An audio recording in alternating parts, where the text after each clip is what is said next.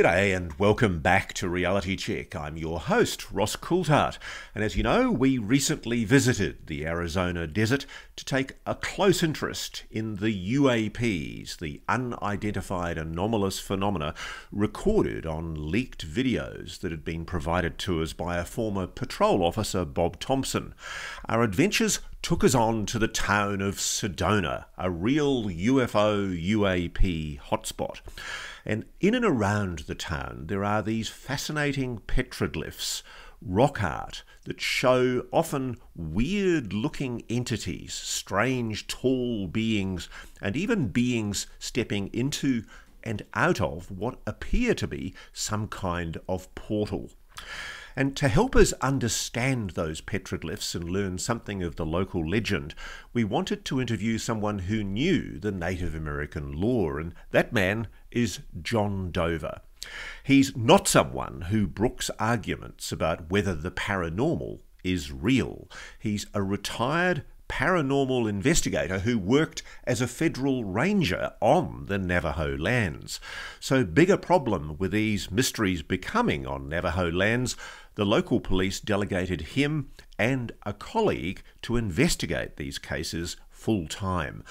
It's humbling to meet someone as knowledgeable as John because he takes for granted the high strangeness depicted in the strange petroglyphs that you see on the rock art across Arizona, Nevada, and Utah, including portals to another alleged dimension. For he says he's seen it for himself. Here's John Dover.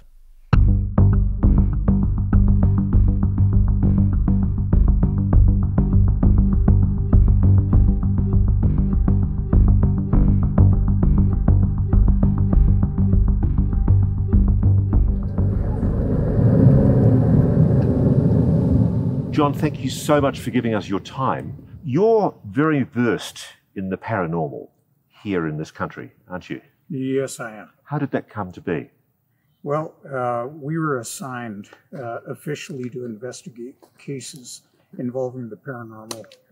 I was a Navajo Ranger for 31 years in law enforcement, and 11 of those years we actually did official cases. Now, a lot of people watching this will be skeptical. They'll say, this isn't real. What do you say back to them? Well, for those people, I would say you haven't seen things that I've seen. We use the laws of legal evidence, and we try to get enough evidence that something can be admissible in court. So what have you seen? I've seen all kinds of craft, everything from cigar shapes, wedge shapes, just you name it, saucers. So you've seen the classic flying saucer? Oh, yeah, many times. So what do you think, sir? Do you think that these are non-human entities, or do you think that the American government's maybe got something burrowed in a hill here somewhere? I think the American government is very, very interested in the technology. And what we're starting to see, what the evidence leads to, and what we came up with in 2006 was the idea that these things all involve dimensional travel. Really? And that... That's very interesting to me, because that's what David Grush told me, the intelligence officer who spoke to me in 2023. And he said that he thinks perhaps it's interdimensional. So it's interesting to hear you say that. Yeah, we came to that conclusion on our own because we started looking at the evidence.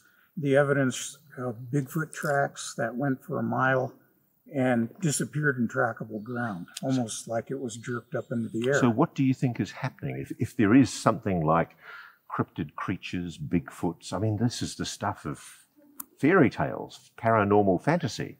You're saying it's real and there might be an interdimensional explanation. We have had natives that told us that these things, as they were watching, disappeared, just faded out.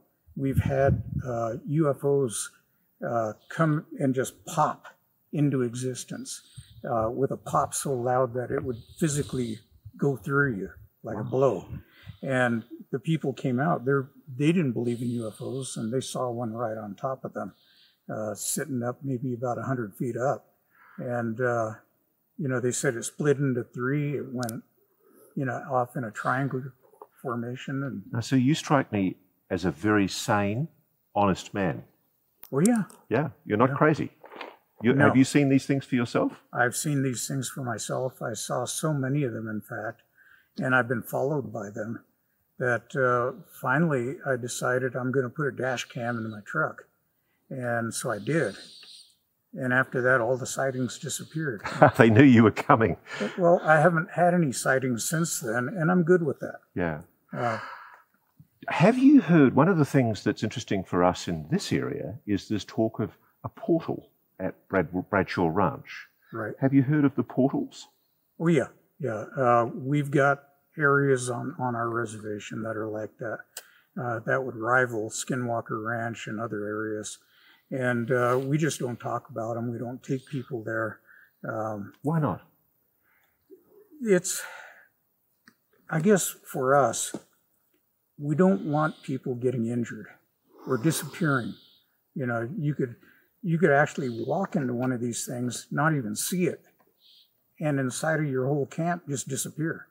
And, that's where a lot of the missing 411 stuff is going. And I've talked to David Pilates about this. This is an interesting case. This is a gentleman, I've watched his show, and it's fascinating. He investigates cases mainly in national parks, I've noticed, where people are often 1 minute they're with a group of people, they're there just literally a few feet behind them, and then they disappear. Right. And his latest film that he put out was Missing 411, the UFO connection. So he's starting to see a lot of this too and making the connections there. You suggested that the American government is interested in this phenomenon. Why do you say that? Okay, we love to weaponize things. And, that's just our nature. We're violent people. And maybe that's why nobody wants to talk to us. The UFOs don't want to land because they know we'll catch them, tie them up, and dissect them. And, that's not cool. Do you think it's possible that part of this, have you ever seen any evidence that the United States is working with reverse engineered technology that it's acquired from these beings? I haven't seen any direct evidence of that, but I have seen UFOs being chased by fighters. You have as well? Oh, yeah. Wow. When was this and whereabouts? We were on a recovery operation up in Lake Powell, going up the San Juan River for a guy that drowned. And tell me what you saw. We're camped out there on the shore, and what we see above us is kind of an orange amber light that's zigzagging in sharp zigzags going across the sky above us. And as we watched, we saw two fighter jets with full afterburners. These, to me, they appeared to be F-16s because they only had a single engine. And they're full afterburners, so you could see the... So they know that object's there. Yeah, and they're following it as fast as they can go. This thing literally just sped up and went over the horizon in just a few seconds. So you don't think that's ours? It's not human technology? It couldn't be. If you subjected a human body to those kind of stresses, they'd be mush. What do you think of the speculation that we're hearing here in this area, that there's some kind of underground military base where the US is perhaps working on this technology? Have you heard these stories? Yes, I have. What do you think? I think it's very possible. This one, Dulce, other places, even on our reservation. When I was writing my book, I was reading the reports of Native American policemen from Dulce who were talking about weird things happening, and they were finding air vents in hills. Have you ever found air vents in hills, things that shouldn't be there? I've never found air vents, but it wouldn't surprise me in the least. Does it sadden you and your people that the United States might be trying to weaponize this technology or whatever it is? I think they're trying to weaponize it, but they are way, way behind.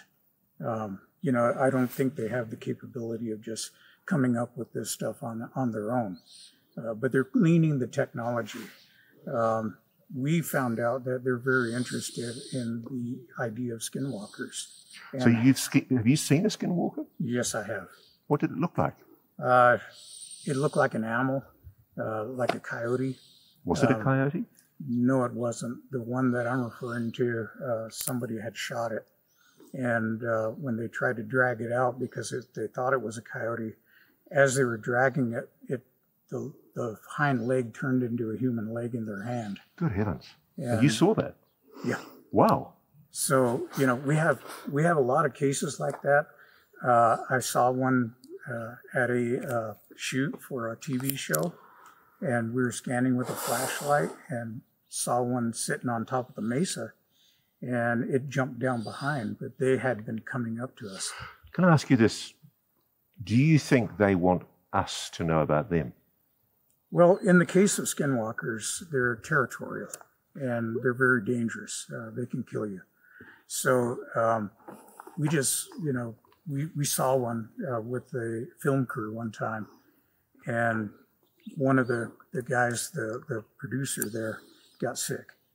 He stayed sick for 1.5 years. Doctors couldn't tell what was wrong with him. He almost died several times. I think they call that the hitchhiker syndrome. Well, in his case, I think he was poisoned with something that is known as corpse powder that was blown his direction, and he inhaled it. Clearly, all over this country, there are the most beautiful and fascinating pieces of rock art, petroglyphs, showing extraordinary things. Some of them look like craft, beings, different from humanoids. Is it part of Native American culture and mythology that there have been visitations from other people? I won't say it's part of the mythology or legends. What we run into is a verbal history, and the verbal history is passed down generation to generation exactly as it was told. So they talk about it. They talk about what they call holy people or gods coming to them and imparting knowledge. I've heard the term sky people. Is that a common word that's used? Sky people is a common word. I find this fascinating because my Aboriginal friends in remote parts of Australia, they have the same stories. Right. And it's funny, we seem in the Western industrialized societies to have forgotten these stories. The petroglyphs show craft. Yes. Do you believe that those ancestors of yours saw those craft? I believe they did. The evidence points that way.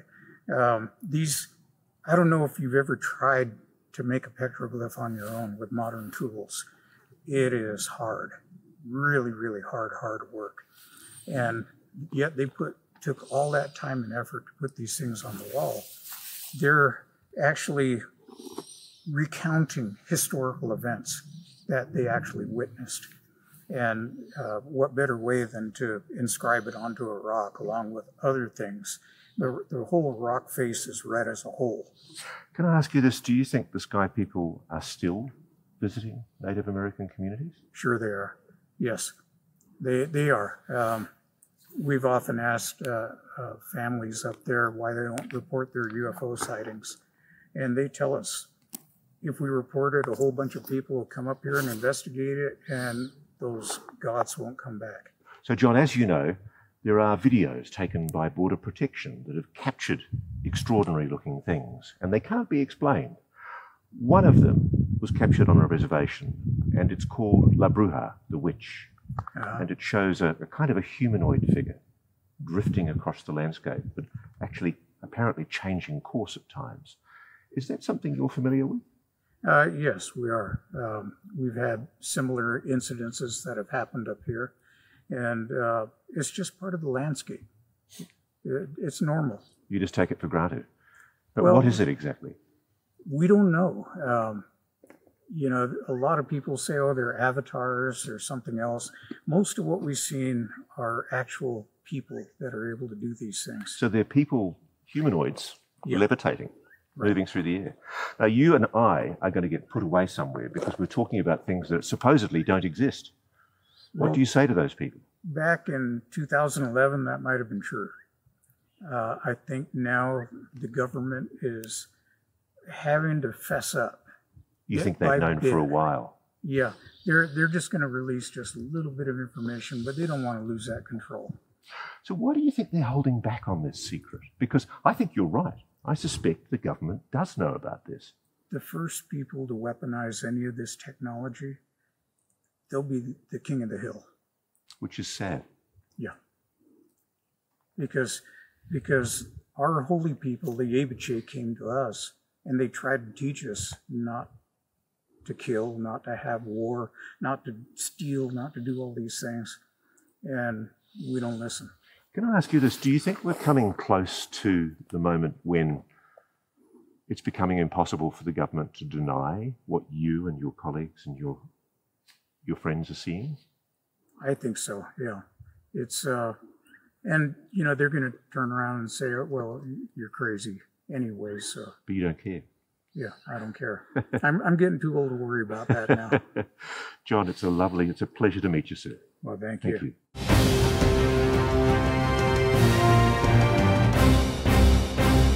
Thanks for watching.